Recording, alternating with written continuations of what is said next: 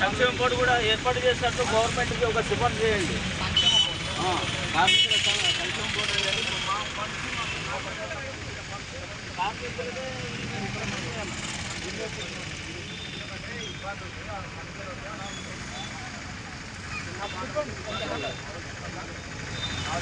అందరికీ నమస్కారం. నేను మీ గాయన ముద్రాజ్, పునపర్తి నియోజకవర్గ స్వతంత్ర ఎమ్మెల్యే అభ్యర్థి.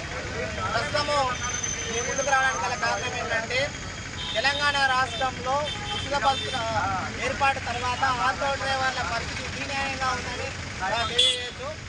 ఇందులో భాగంగా పక్క రాష్ట్రంలో ఏపీలో చూసినట్లయితే వాహన మిత్ర కింద 15,000 రూపాయలు ఏడాదికి ఆటో డ్రైవర్లకు ఆ పథకాన్ని ఏర్పాటు చేసి కొత్త ప్రభుత్వము వాహన మిత్ర ఆటో డ్రైవర్లకు ఉపాధి కల్పించే చేయూతనిస్తుంది.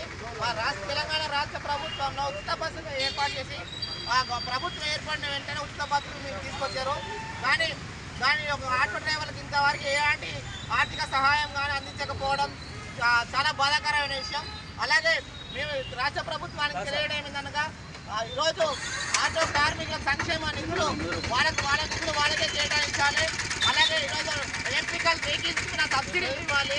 అలాగే ఆటో హెల్త్ ఇన్సూరెన్స్ కూడా ఆటో డ్రైవర్స్కి అమలు చేయాలని మేము కోరడం జరుగుతుంది.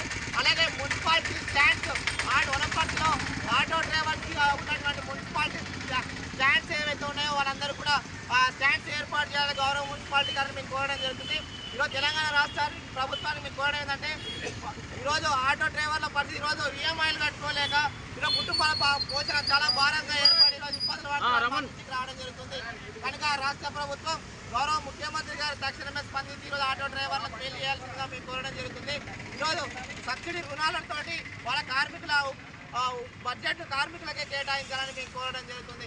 కనుక ఈ విధంగా రాష్ట్ర ప్రభుత్వం చర్యలు తీసుకొని వాహన మిత్ర కింద అలాగా ఏపీలో లాగానే తెలంగాణలో కూడా ఆటో డ్రైవర్లకు ఆర్థిక సహాయత చేయూత ఇవ్వాలని మేము మనవి చేసుకుంటున్నాం.